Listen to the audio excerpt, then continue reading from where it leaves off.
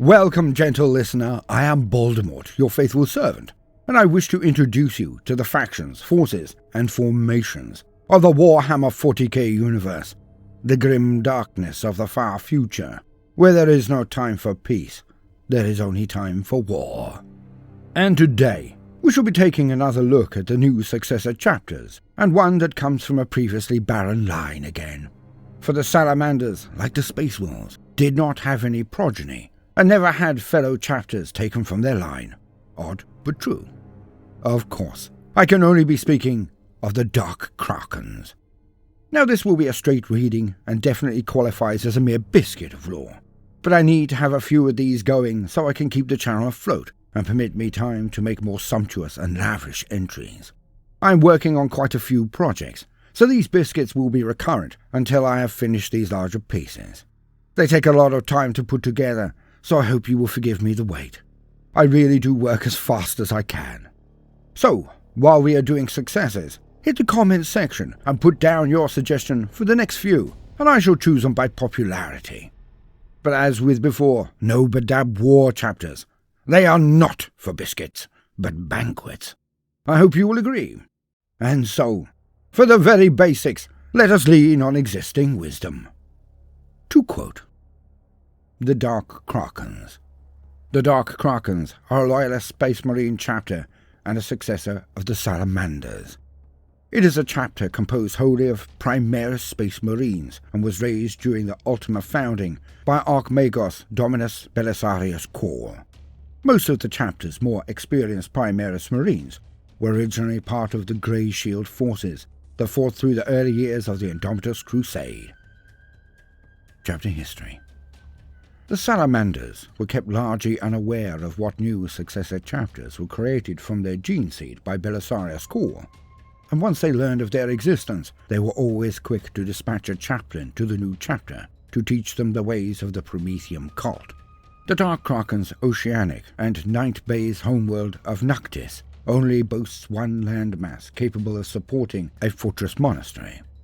Noctis's vast seas are replete with bioluminescent megafauna and shoal predators, which the native human population hunt for sport and nourishment.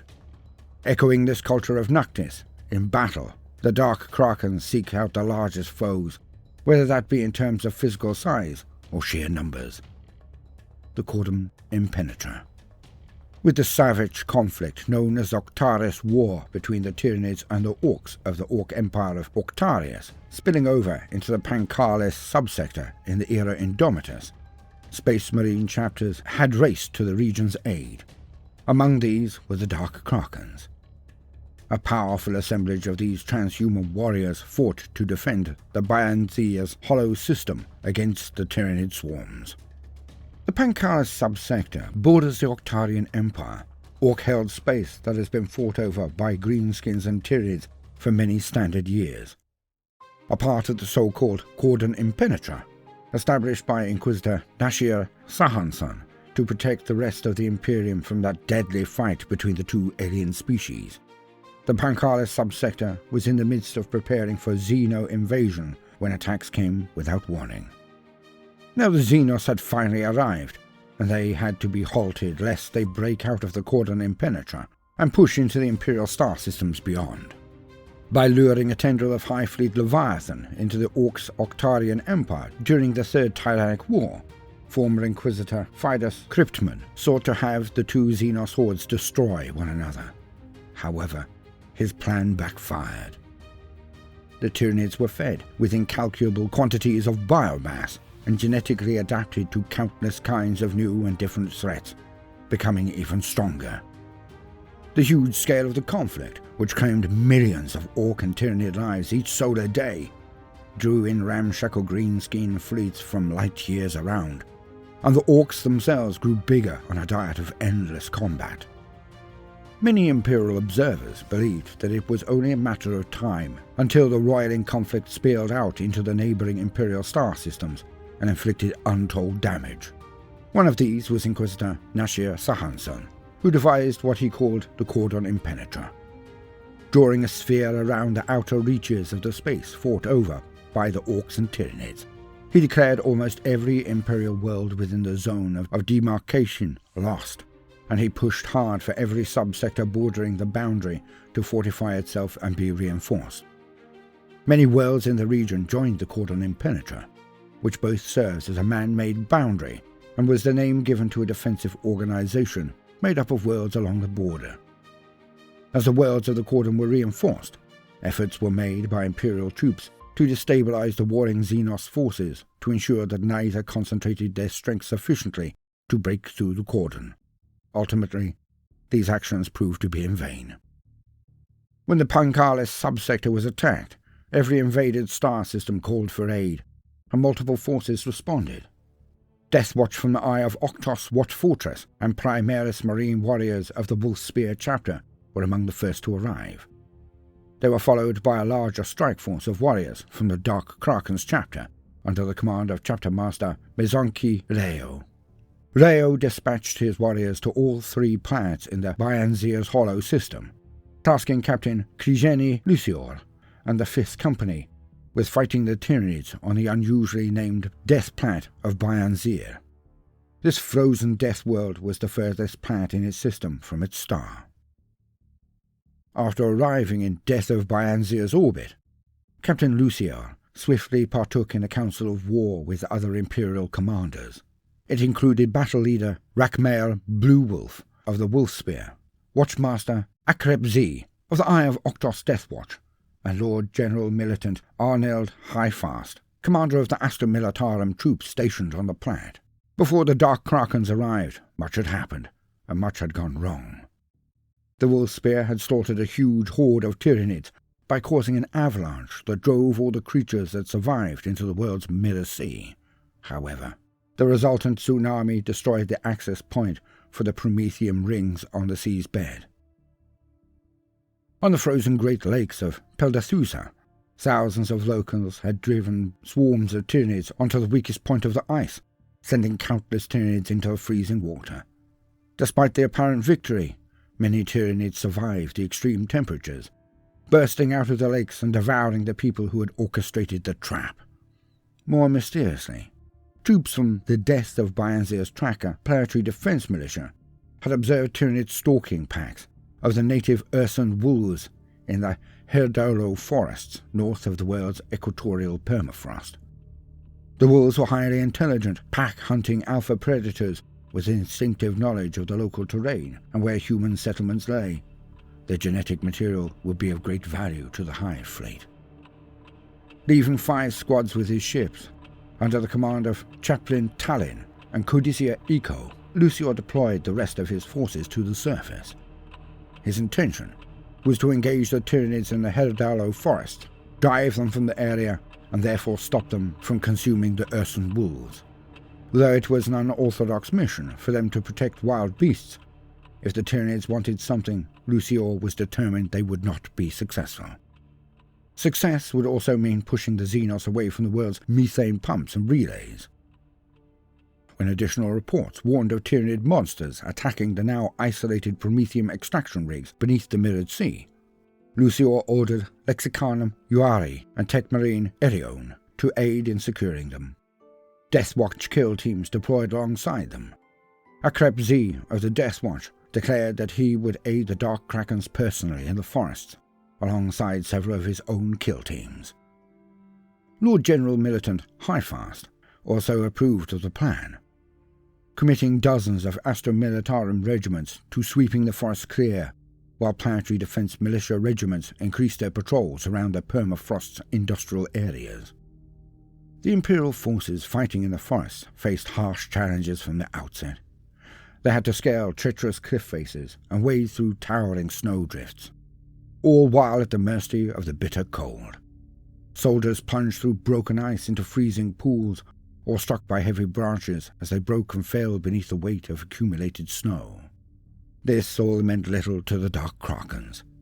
They had slain beasts 3 times their size on their homeworld of Noctis's ocean floor. On 100 and more battlefields, many had fought all manner of Xenos and abominations of the warp in the most grueling conditions imaginable. They had all the rugged determination, stubbornness, and resilience of their Gene Tsar, Vulcan, and they put down any and all Tyranids they encountered, most of their squads operating in loose skirmish formations. Incursors followed the barest tracks from both Xenos and Urson wolves alike, leading intercessors armed with stalker bolt rifles to dens and nests. Reaver squads rappelled over the most arduous terrain, whilst covered by the careful aim of Eliminator squads, who picked off beasts with perfectly aimed shots as Urson wolves or other predators attempted to intercept the manoeuvring Terror troops. This did not mean the fighting was straightforward. The Dark Krakens so admired the power of the Urson wolves that they endeavoured to shield them from the Tyranids, and even forbade the Imperial Guardsmen and the militia from killing them, though some did so out of necessity. But the Urson wolves cared little for that fact, and they attacked Space Marines and Guardsmen alike to defend their territory, as well as claim prey. Those with young fought especially viciously, and several Dark Krakens were severely wounded or even killed when these predators successfully isolated them and struck en masse. For the Tyranids' part, broods of Hormagaunts burst from piles of snow, savaging Imperial Guardsmen and bowling into Space Marines. Lictors emerged from hidden tunnels and cliff overhangs behind and amongst the Dark Krakens, inflicting many casualties before being brought down. Gargoyles hung perfectly still from the highest tree branches, only diving down to attack the Space Marines once the Adeptus Astartes had advanced past the trees they were hiding in. Dark Krakens and Tyranids fought bloody running battles through the forests as the Xenos surged against spread-out Space Marine squads. The Xenos threatened to break through Imperial lines on multiple occasions, only to be stymied at significant loss. The campaign became increasingly protracted. The Urson wolves knew their territory well and fought ferociously to defend it. The Tyranids were equally unwilling to cede ground, launching countless raids and counterattacks that stalled the Imperial advance across the entire front. To force any advance at all in some areas against the aliens, Imperial forces called in continuous Aeronautica Imperialis bombing runs. Marauder bombers dropped countless tons of incendiaries and mold bombs that bore down several meters before detonating. There was no simple way to achieve victory, no single foe to slay that would signal the end. The campaign was pure attrition. Fresh waves of troops were sent behind the first to ensure that cleared areas remained clear. Wherever the Dark Krakens fought, the advance moved more quickly, the Primaris Space Marines slaughtering the toughest enemies and inspiring the exhausted mortal troops who had become anxious and disquieted by the ever-present threat of ambush. The Space Marines were utterly resolute in their task. Just as stalking a megabalasaur in the depths of the Kasora Ocean of Noctis required patience, this was no different. Success meant outlasting their foe and meeting its display of strength with even greater might of their own. The Dark Krakens were as an adamantine tide wall against a ship-breaking storm. They threw back the beast surge of the Glonhill Valley, emerging bloody but victorious after the night of 100 horrors, and held the line after 5 companies of the 602nd Tuscan Snowhounds vanished without a trace. Even as the Space Marine casualties mounted, they did not waver, spurred by the fiery zeal of Reclusiarch Zitadan. It was many solar months before the first Imperial forces reached the forest's northern boundaries, having finally pushed the Tyranids out. It required more than 4 dozen regiments of Astra Militarum and the combined effort of the better part of a Dark Kraken battle company and several Deathwatch kill teams. Even then, some forces fighting in other areas of the forests still had much further to advance, their progress hampered by harsh terrain and vicious fighting. Captain Lucian would only declare the mission complete when every Tyranid was driven from the forest. He was drawn away before he could. Word came from Deathwatch kill teams elsewhere on the planet. A huge Tyranid swarm was descending on the half-complete Glacialix, a colossal fortress under construction by the Adeptus Mechanicus, close to several of the planet's larger population centers. Watchmaster Akrep Z immediately pulled his Deathwatch forces from the Herdalo forests. Knowing the strategic importance of the citadel, Lucior deployed some of his warriors to defend it, joining them himself. Chapter Colors. The Dark Krakens wear black power armor with purple shoulder pauldrons and arms. The Inquila or Imperialis on the chestplate is dull nickel. The chapter badge is worn on the left shoulder plate, and the red squad tactical specialty symbol is on the right. A white high Gothic numeral inscribed onto the squad specialty symbol on the right shoulder indicates squad number. The Dark Krakens chapter badge is a white kraken centered on a field of purple. End quote. I have been Baldemort, your faithful servant. I hope you've enjoyed this brief look at another Successor chapter, the Dark Krakens. If so, then do please consider liking and subscribing. And if you would like to assist in the choosing process, then please put your suggestions for the next chapter to be covered, and I shall see which one comes up most. Now, no matter what you do today, do try to make some time for fun. Toodaloo.